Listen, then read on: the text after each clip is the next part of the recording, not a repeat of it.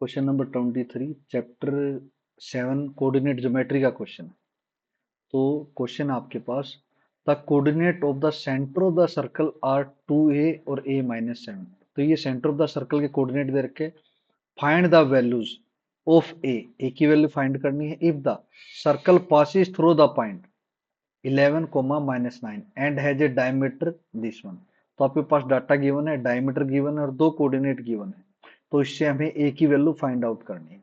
तो सबसे पहले इसके लिए आपको क्या चाहिए, इसके लिए आपको एक तो फार्मूला चाहिए, आपका बेसिक फार्मूला, और एक आपको सर्कल चाहिए।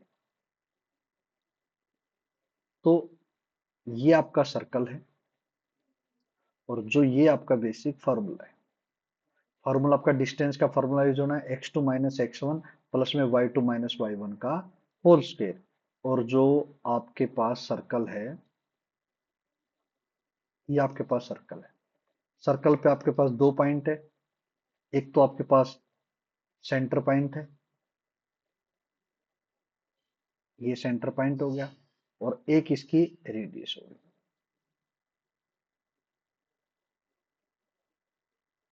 ये क्या होगी, इसकी रेडियस होगी। तो इसमें जो दो कोऑर्डिनेट आपको दे रखे हैं, दो कोऑर्डिनेट कौन कौन से दे रखे हैं? एक तो आपको 2a माइनस 7 सेंटर कोऑर्डिनेट। तो सेंटर कोऑर्डिनेट आपके पास क्या है? 2a coma a minus 7। ये आपके जो सेंटर कोऑर्डिनेट है, जैसे ओ पॉइंट आपका सेंटर का, इसके कोऑर्डिनेट दे रखे हैं। और A find the value of if the circle passes through the point. Circle इस पॉइंट में से पास कर रहा है, तो ये सरकमफ्रांस जो पॉइंट है, इनफाइनाइट नंबर ऑफ पॉइंट से मिलके बना है, तो किसी एक पॉइंट से पास कर रहा है, तो ये जैसे वो पॉइंट हो गया। ये हो गया आपके पास पी की वैल्यू हो गई। कितना हो गया? 11 कोमा माइनस 9। ये आपके पास वैल्यू होगी। ठीक है। तो ओपी क्या हो गया आपका? ओपी।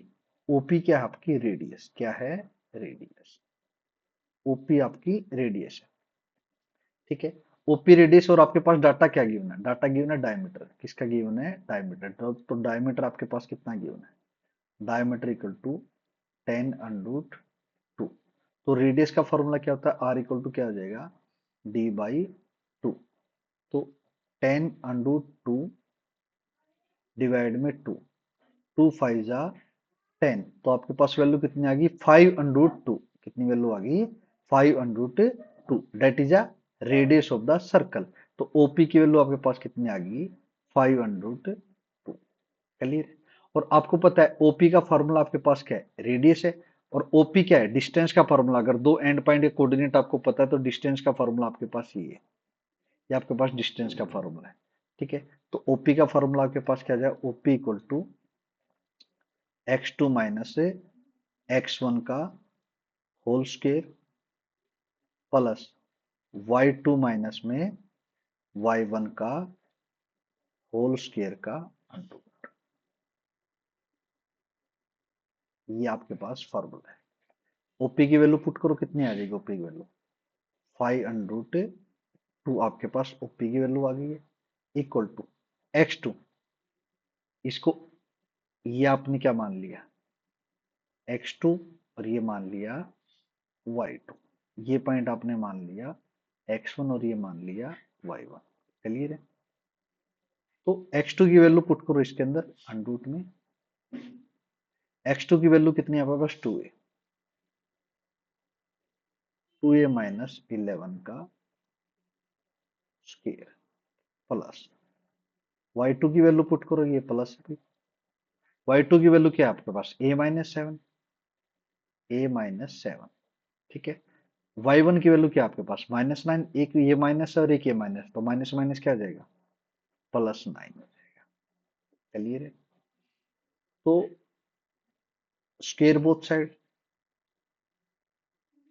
Square both side. हमने स्क्वायर बोथ साइड किया, स्क्वायर करोगे तो 5 अंडरूट 2 का square equal to under root 2a minus 11। 2a minus 11 का स्क्वायर प्लस a -7 + 9 कितना आ जाएगा? प्लस का 2 का स्क्वायर। इसका भी सारे का क्या करना पड़ेगा?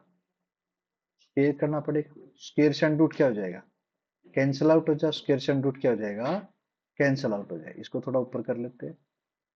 स्क्वायर से अंडर रूट कैंसिल आउट हो गया, तो 5 अंडर रूट 2 का स्क्वायर, 5 का स्क्वायर कितना आ जाएगा 25, अंडर रूट 2 का स्क्वायर कितना आ जाएगा 2 आ जाएगा, equal to A minus B का स्क्वायर का फॉर्मूला ओपन करोगे, ए का स्क्वायर, ए माइनस बी का स्क्वायर का फॉर्मूला क्या होता है, ए माइनस बी का स्क्वायर क्या होता है, ए स्क्वायर प्लस में बी स्क्वायर माइनस में 2ab। तो सेम फॉर्मूला ओपन करोगे क्या आ जाएगा, 2a का स्क्वायर प्लस में 11 का स्क्वायर माइनस 2 इंटू ए की वैल्यू कितनी है आपके पास 2a है और b की वैल्यू कितनी है 11 है।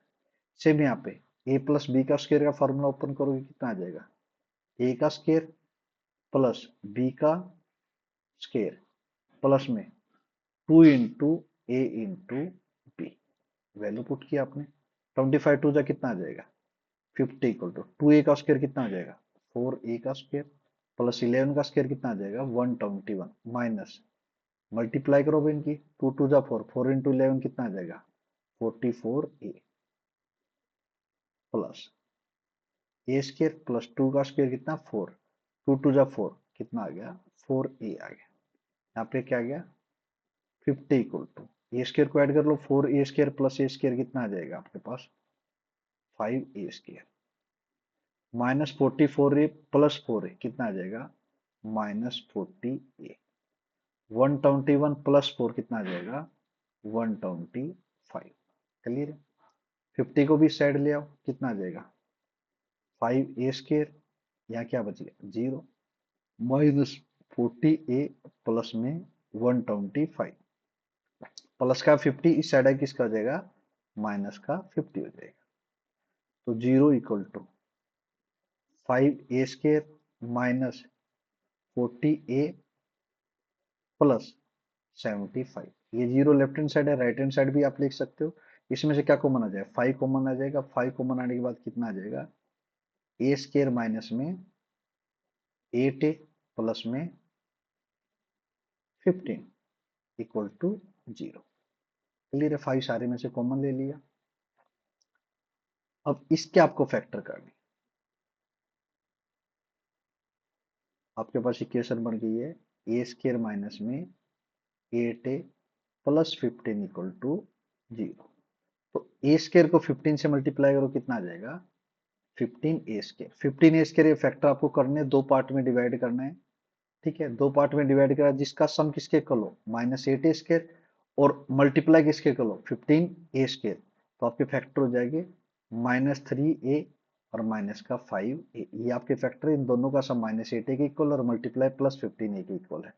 तो आप फैक्टर करोगे a स्क्वायर माइनस में 3a माइनस में 5 प्लस 15 इक्वल टू 0। तो इसमें से a कॉमन आ जाएगा फर्स्ट टर्म में से, तो a माइनस में 3, इसमें से -5 कॉमन आ जाएगा तो आ गया a माइनस 3 इक्वल टू 0। इस सारे में से कितना कॉमन आ जाएगा a माइनस 3 कॉमन आ जाएगा, तो मेरे पास कितना बच जाएगा a माइनस 5 इक्वल टू 0।